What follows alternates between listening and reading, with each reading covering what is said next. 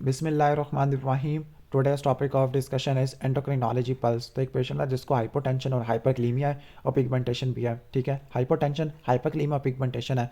तो आपने हमेशा एडिसन डिजीज़ के बारे में सोचना है। एडिसन हमेशा क्यों होगी? अनकंट्रोल टीबी की वजह से होगी, मेटास्टेसिस या ऑटोइम्यून की वजह से होगी। रैपिड सोडियम, अपने बहुत ज़्यादा सोडियम दे दिया हाइपोनेट्रीमिया वाले में, तो क्या हो जाएगा? उसको ऑस्मोटिक डीमाइलिनेशन सिंड्रोम हो जाएगा। ओके, और अगर आपने हाइपरनेट्रीमिया को बहुत जल्दी ठीक कर दिया तो फिर सेरिब्रल एडीमा हो जाएगा। एक पेशेंट है हाइपरटेंशन और हाइपोक्लीमिया, तो आपने हाइपर अल्डोस्टेरोनिज्म को, कौन सिंड्रोम को रूल आउट करना है। Most specific test for Addison तो वस्तीनैक्थिन टेस्ट होता है, जिसको शॉर्ट एसीटीएस स्टिमुलेशन टेस्ट भी कहते हैं। एक पेशेंट है जिसको एपिसोडिक हाइपरटेंशन है, पाल्पिटेशन, हेडेक और हाइपरग्लाइसीमिया है, तो फियोक्रोमोसाइटोमा होता है। कंफर्मेटरी टेस्ट मेटानेफ्रिन होता है और आपने हमेशा अल्फा ब्लॉकर पे बीटा ब्लॉकर देने होते हैं। पोस्टमार्टम पिट्यूटरी नेक्रोसिस है तो उसको शियान सिंड्रोम कहते हैं, मदर लैक्टेट नहीं कर सकती। इसके अलावा हेयर लॉस भी देखने को मिलता है। First line treatment in all pituitary tumour, तो सर्जरी होती है एक्सक्लूडिंग एक्सेप्ट प्रोलैक्टिनोमा, यानी प्रोलैक्टिनोमा में पहले ब्रोमोक्रिप्टिन और कैबरगोलिन देती है। कैबरगोलिन कार्डिक फाइब्रोसिस करवा सकती है। एक पेशेंट जिसकी लार्ज हैंड है, प्रोग्रेंथिज्म है, तो आपने एक्रोमिकली सस्पेक्ट करना होता है। IGF-1 लेवल करानी है इनिशियली, और कंफर्मेशन में ओरल ग्लूकोज टॉलरेंस टेस्ट है। MRI कभी भी इंडोक्राइन में फर्स्ट इन्वेस्टिगेशन नहीं होती। फर्स्ट इन्वेस्टिगेशन हमेशा हार्मोनल प्रोफाइल होता है। वैन यू सस्पेक्ट प्रोलैक्टिनोमा, तो सबसे पहले आपने ड्रग्स को, प्रेगनेंसी को, हाइपोथायराइडिज्म को रूल आउट करना है। ठीक है, पहले ड्रग्स को, हाइपोथायराइडिज्म को रूल आउट किया, ठीक है, हिस्ट्री से प्रेगनेंसी टेस्ट किया, फिर आपने रीनल और लीवर टेस्ट करा लिया, फिर आपने प्रोलैक्टिन का लेवल कराना होता है, सबसे लास्ट में MRI कराना होता है। Two metabolic causes of polyuria.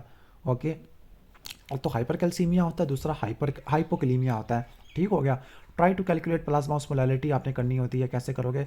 2 को सोडियम से मल्टीप्लाई करना, ग्लूकोज को 18 से और 1 को 2.8 से। ठीक है, मिनोरीजिया है, डेफ है तो ओके, डिप्रेशन है, हॉर्सनेस है, मैलर फ्लैश है, प्लूरल फिगन है। मिनोरीजिया आपको देखने को मिलता है हाइपोथायराइडिज्म में। एंकल रिफ्लेक्स किया तो वो डिलेड है, इसको बोलते हैं वोल्टमैन साइन। ठीक हो गया। Okay, best initial test for thyroid TSH होती है, थायराइड बाइंडिंग ग्लोबुलिन। आप ट्रीटमेंट ट्यूमर की रिकरेंस को चेक करने के लिए करते हैं, एंड एक्सोजीनियस थायराइड इंटेक है। ठीक हो गया। ओके, कि आपने कोई बाहर से तो थायराइड नहीं लिया या कोई अंदर से कोई ट्यूमर वापस तो नहीं आ गया, तो उसके लिए आप थायराइड बाइंडिंग ग्लोबुलिन इस्तेमाल करते हैं, जो कि एक्सोजीनस में कम होती है और ट्यूमर में ज़्यादा हो जाती है। Decrease FSH, decrease LH, decrease GnRH, anosmia और रियल एजेनेसिस, तो कैलमान सिंड्रोम होता है।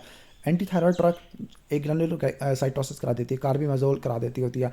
Persistent increase PTH bone loss करा देता है, लेकिन अगर पल्सेटाइल इंक्रीज PTH हो तो बोन की मैस को बढ़ा देता है। तो आपने परसिस्टेंट इंक्रीज दोगे तो बोन का लॉस हो जाएगा। प्रोलॉन्ग हाइपोकैल्सीमिया और हाइपर फॉस्फेटीमिया, तो ये बेजल कैल्सिफिकेशन कैटरैक्ट एपिलेप्सी करवा देती है, हाइपोकैल्सीमिया और hyper phosphataemia. Most common cause of hypocalcaemia तो हाइपोएल्ब्यूमिनिया की वजह से देखने को मिल सकता है। When hypocalcaemia is not responding to the calcium infusion, तो आपने मैग्नीशियम देना होता है, क्योंकि हाइपोमैग्नीसीमिया की वजह से भी हाइपोकैल्सीमिया हो सकता है। मोस्ट कॉमन काज ऑफ हाइपोफॉस्फेटीमिया तो एल्किलोसिस होता है, सही है। और हाइपर क्या मोस्ट कॉमन काज है वो क्या होता है? क्रॉनिक रीनल फेलियर आपको देखने को मिलता है क्या? ओके, सही है। इसके बाद आगे आ जाते हैं। हाइपो का तो काज एल्किलोसिस हो गया और हाइपर का काज क्रॉनिक रीनल फेलियर हो गया। एक बच्चा है, एंटी एपिलेप्टिक ड्रग ले रहा, सॉरी, एंटी एपिलेप्टिक ड्रग ले रहा है फिनोबार्बिटल, उसको सीजर हो गया।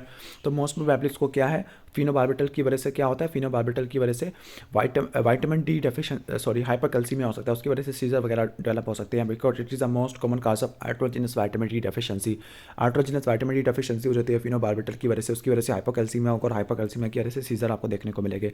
Gold standard in confirmation of Cushing syndrome, तो 24 hour urinary free cortisol level आप कराते होते हैं, but to rule out the Cushing syndrome आपको हाई डोज डेक्सामेथासोन कराना पड़ेगा और एसिटीज लेवल आपको करानी पड़ेगी। यू थायराइड पेशेंट, उसमें गोइटर आ गया, तो नेक्स्ट स्टेप क्या होगा? ओके, यू थायराइड मतलब कैंसर हो सकता है, तो FNAC करा लोगे। हाइपरग्लाइसीमिया मॉर्निंग में या डायबिटिक पेशेंट में, ठीक है। डाउन फिनोमिना और स्मोकी इफेक्ट ये आपको देखने को मिलते हैं, अर्ली मॉर्निंग हाइपरग्लाइसीमिया करवाते होते हैं। ठीक हो गया। ओके, अब दोनों को डिफ्रेंशिएट कैसे करते हैं? डाउन फिनोमिना में क्या होता है? जो आपको नाइट के टाइम पे 3 बजे रात के आपको क्या देखने को मिलते हैं? हाइपोग्लाइसीमिया देखने को मिलता है। एम ऑफ डायबिटीज़ मैनेजमेंट, तो अपने HP को 7 से कम रखना होता है, BP को 130 से नीचे रखना होता है। Best step in solitary thyroid nodule, तो FNAC होता है, ठीक है। ओके, इसके बाद ओबीस है, हाइपरटेंशन है, वुमेन है, हेडेक है, तो एम्प्टी सीलर सिंड्रोम है, ठीक है। ओबेसिटी, हाइपरटेंशन और हेडेक, ऐसे ये सूडो ट्यूमर सेरेब्राई भी हो सकता है, बिनाइन इंट्राक्रैनियल हाइपरटेंशन है, ठीक है। Carcinoma breast is the most common cause of diabetes insipidus है, जो कि हाइपर नट्रीमी करा देगा, ठीक है। तो ऑलवेज डू वैसोप्रेसिन टेस्ट, जिसमें आपने सेंट्रल को नेफ्रोजेनिक से आपने सेपरेट करना होता है, ठीक हो गया। क्योंकि कार्सिनोमा ब्रेस्ट की वजह से क्या हो सकती है, डायबिटीज इंसिपिडस हो सकती है। लिथियम नेफ्रोजेनिक करा सकता होता है, clear. Rosiglitazone increases mortality in heart patient, क्योंकि ये एलडीएल को ज़्यादा बढ़ा देती है, तो आपने डायबिटीज़ में नहीं देना होता। इसके बाद इन केस है ओके, इसके इन केस सेकेंडरी हाइपोथायरॉयडिज्म है, तो आपने कभी भी थायरोक्सिन पहले नहीं देनी, पहले आपने हाइड्रोकोर्टिसोन देना होता है, सही हो गया। पहले उसको ठीक करना है, रिमेंबर इन प्रेयर्स।